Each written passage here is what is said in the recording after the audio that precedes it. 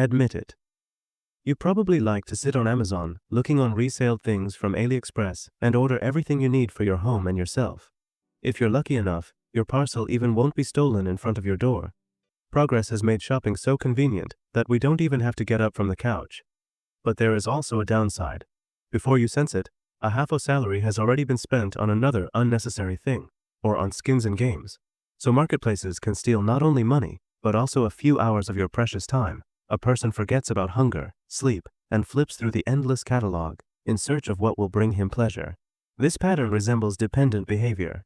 Indeed, an overenthusiasm for marketplaces may indicate shopping addiction. Shopping addiction is not a chemical addiction, the essence of which is a persistent need to buy new things. This behavior can be compared to addiction to psychoactive substances or alcohol.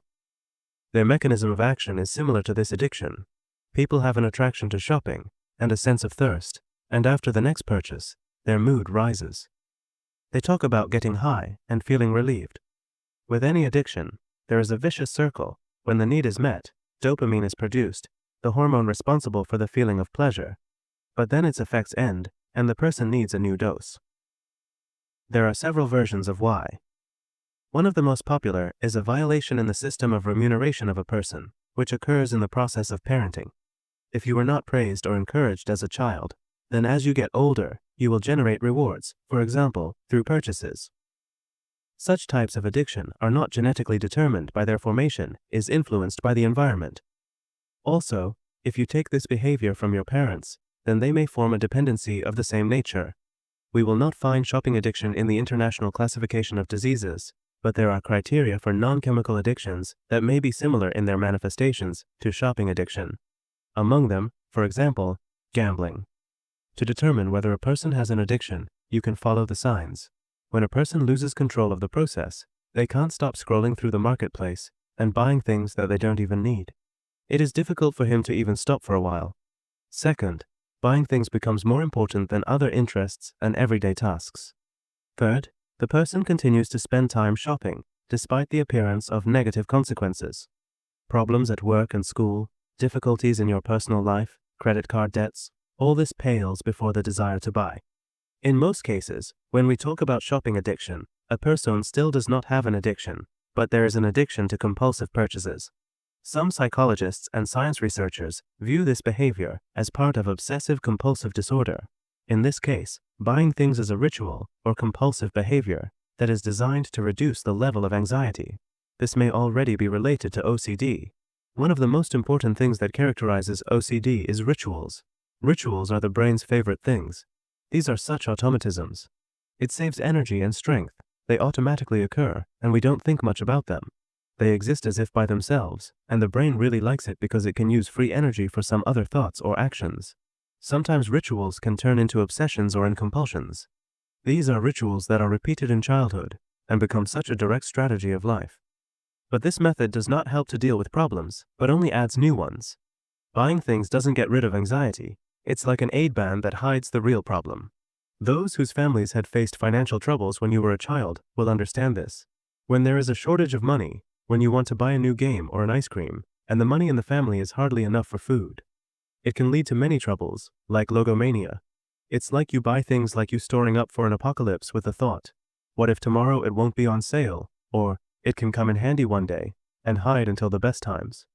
In my case, it was candy that my parents hid in the freezer, so that if guests arrived, we just had something to put on the table, or dresses and costumes of my parents that were hidden in the closet for an important occasion. This significantly affected the development of shopping addiction for a bunch of people. First of all, the love of stocking seems to have been passed down to us from our parents. The situation is aggravated by the abundance of goods in stores, which only feeds addiction. Secondly, a big role is played by the desire to acquire what we were deprived of in childhood. A person may not have enough toys or clothes to wear things for older brothers and sisters. And now, a person wants to make up for it with interest. Modern society presents shopping addiction as a common pattern of behavior. The love of consumption is not hidden, but on the contrary, is considered an indicator of human well-being. The situation is aggravated by social networks, where bloggers constantly broadcast their lifestyle and promote unreasonable consumption. Fashion industry, beauty industry, new iPhone, something that is cool, but at the same time you don't need, and brands constantly releasing revolutionary new products. The fact that you already wield something is no longer enough, and all of this is encouraging us to spend money, to produce dopamine, and shut up our anxiety and dissatisfaction at least for a while. Symptoms of shopping addiction can be different: loneliness, or vice versa, problems in relationships, chronic stress, or anxiety disorder. If you feel that the next purchase does not bring the same pleasure, or notice problems with your credit debts, then most likely this is a pathological addiction.